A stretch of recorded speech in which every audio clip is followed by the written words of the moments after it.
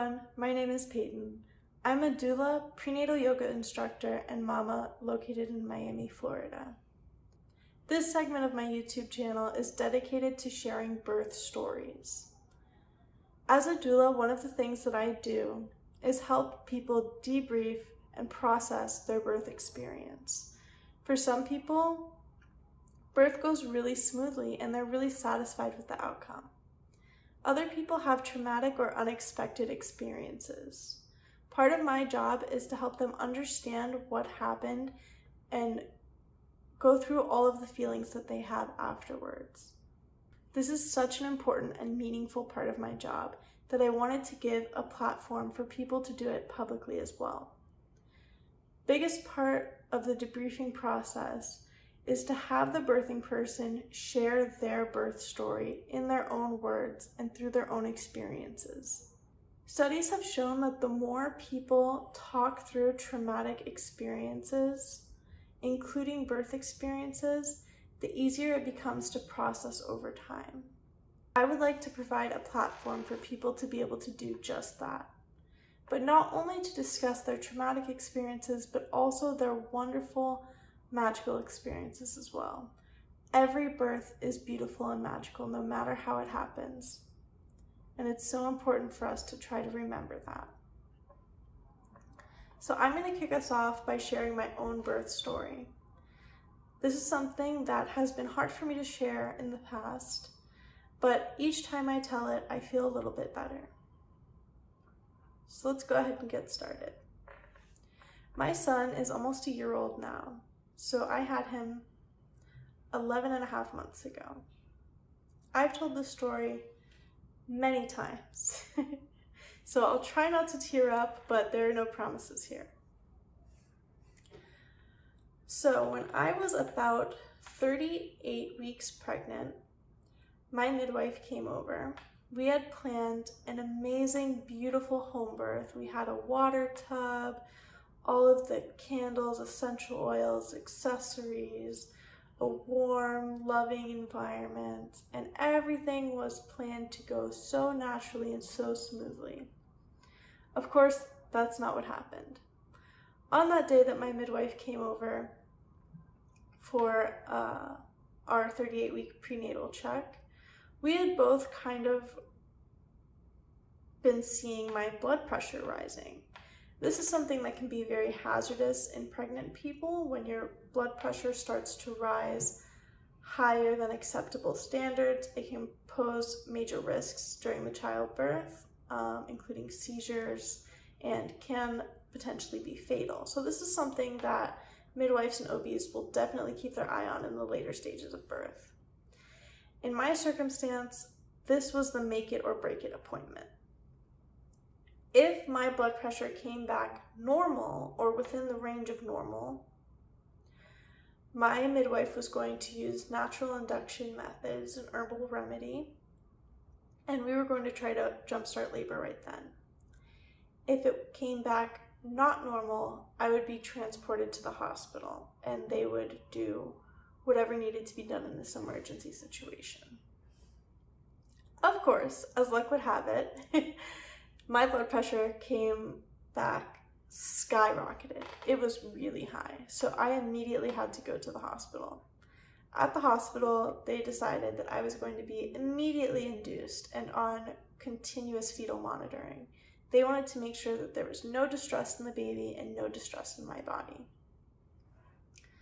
So we started off by taking this little pill called misoprostol. I think it's also called Cytosec.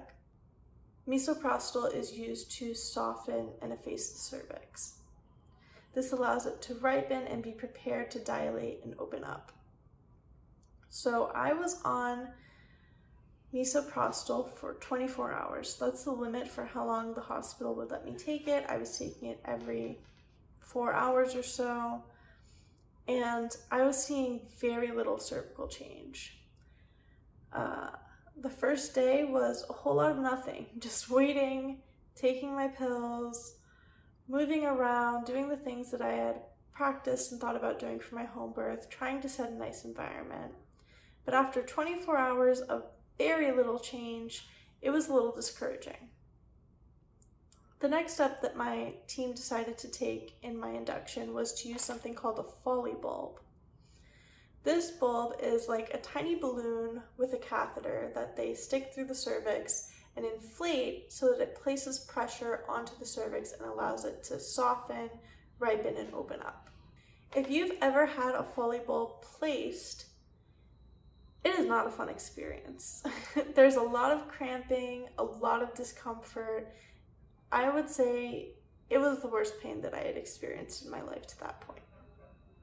On top of that, I was at a teaching hospital, so I had students performing a lot of my exams and procedures, and this student was having a lot of trouble getting the Foley bulb in. So this set me up for a really discouraged place on top of having such little cervical change. So now I had the bulb in, 24 hours into the induction, went to sleep because it was evening, and just waited. When I woke up the next morning, the Foley bulb had done its job and had slipped right out. Once the bulb helps the cervix open up to a few centimeters, the bulb can slip out on its own. So at this point, they started me on a medication called Pitocin. This is a synthetic version of the hormone oxytocin. Oxytocin is a very important hormone in childbirth and helps labor to progress, but I'll create another video about that at some point. So at this point, I started on Pitocin, and we started on a low dose. Very little change occurred for several hours, so we upped the dose. Once my Pitocin was raised, labor really kick-started. I was in tremendous pain, feeling most of it in my back and very little of it in the contractions. This is when we started to realize that something was amiss. Back pain is often an indicator that your baby is in a non-optimal position. So the optimal position, the baby's head would be down and facing towards your back. In my circumstance, my baby was head down facing towards the front of my body. So his back was towards my back. This is a position that can be really difficult in childbirth to fit through the pelvis and also require a lot of time and a lot more back labor. So this was not good news for me. But I decided to brave the back pain because I really wanted to still do as natural of a birth as I could without pain medications.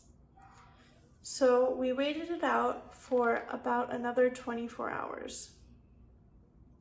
At this point, we're on the third day of my hospital visit, and still very little cervical change. I'm still not in active labor. I'm still only about 4 or 5 centimeters dilated, and my midwife decides that we should break the bag of waters.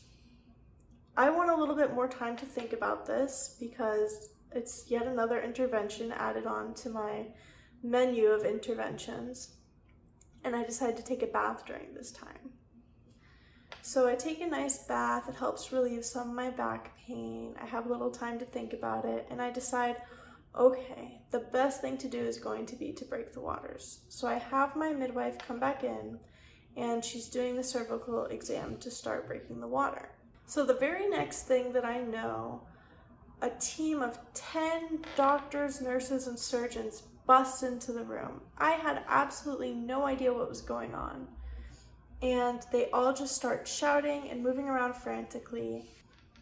One of the surgeons comes up to me and tells me that my cord, the umbilical cord, has prolapsed, which is a true obstetric emergency.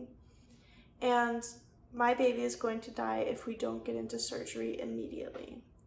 She starts telling me that they can have the baby out in a number of minutes, but I need to consent to the surgery, and I need to know the risks that there could be injury to the organs around inside my body, hemorrhaging, and possibly worse outcomes. So frantically, as I'm crying and trying to understand what's happening, I'm agreeing to the surgery. This was the most devastating news that a birthing person can get, that something is wrong with the baby that could lead to their death potentially. So I agreed to absolutely anything they could do to save my son. Luckily, within 1 minute, my midwife called out that it was a false alarm and the cord was fine and my baby was fine. Their heart rate was back to normal and we were a go to continue normal childbirth. Everyone left the room, but that feeling of panic and overwhelm did not leave me. At this point, the midwives advised me that I should get an epidural. They said if I had an emergency cesarean and I did not have an epidural placed, I would have to be put completely under and I wouldn't be able to see my baby. Looking back, I wish that I didn't agree to the epidural. In my opinion, this was more of a scare than was necessary. I didn't have any higher chance of having an emergency than anybody else who walked through the hospital doors just because they thought that there was an emergency before, just because of a false alarm. But of course, I was panicked and I wasn't thinking about this, so I agreed to the epidural. I'm gonna admit the epidural felt awesome. That is the truth of childbirth. It helps you feel relaxed. I got to rest. I got to sleep through the night. And the next day, on day 4, I woke up ready to push my baby out. My water was broken, I was fully dilated, and everything was ready to go. This was super exciting. The problem was, I could not feel anything below my waist at all. So here I was getting ready to push a baby out with absolutely no feeling of contractions or my muscles. So I pushed and I pushed and I pushed and I pushed and I pushed for 3 hours until I was so exhausted that I asked, can I take a nap? And my medical team let me take a nap in the middle of pushing for about an hour. Then I woke up and I pushed and I pushed and I pushed for 2 more hours. And my baby was not budging. I think this is because I couldn't feel where I was pushing. So after 5 hours, my midwife said that this baby is not coming out of your pelvis. I got second opinion. I got a third opinion. I had someone come in and examine for if I could have a forceps birth or a vacuum assisted birth. And absolutely everybody agreed that the baby was not going to come out of my pelvis. So I was told that we would need a cesarean. The cesarean went by quickly, but not without complications. It was cool and interesting that they had my baby out in 10 minutes, but then I began hemorrhaging. I hemorrhaged and lost about half of the blood in my body, and it was the most terrifying thing I've ever experienced. My whole body went cold. I was struggling to stay conscious. I was exhausted. It just felt so horrible. But I had the excitement of being able to see my baby. Unfortunately, I couldn't hold him, but my partner held him near me and I could give him kisses and talk to him. And I was so overwhelmed with happiness at having just met for the first time my son. Unfortunately, after I started hemorrhaging, the surgeons and doctors made my partner leave the room with my son, and I wasn't able to spend time with them until after I was sewn up and given 2 blood transfusions. So I spent a good hour in the operating room with just the medical team, no support person, no fresh new baby, no breastfeeding, no skin to skin, no holding. And I just sat and waited for everything to be done.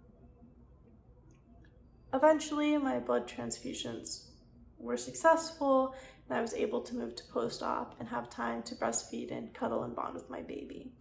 Ultimately, in the end, things worked out.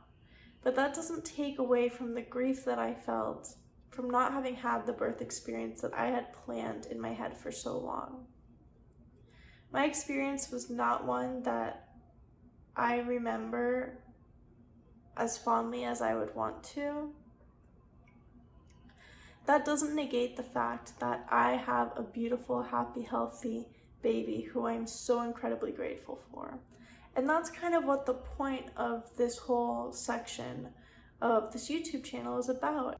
It's that we can have birth experiences that are good or not good. And that doesn't change the way that we feel about our baby or the fact that we brought them into the world. It doesn't change the value of us bringing this baby into the world. Just because something magical and amazing happened doesn't mean that we have to glaze over our feelings about the experience. If our feelings were not positive, it's okay to feel that. It's okay to be in that. And it's okay to be able to process that and want something different the next time around. If your birth experience was not a happy one for you, I am here to listen to you and to be your support. And I acknowledge and validate that what you feel is perfectly normal and perfectly okay. So all of that said, I want to thank you all for taking the time to listen to my birth experience, and I want to invite you that if you'd like to discuss your birth experience, please reach out to me. I would love to have you on this show and to give you the platform to share and process your birth as well. As always, thank you for listening. Please like and subscribe, leave comments below, and tell me that you like this and you want to see more of it. I hope you all have a wonderful day.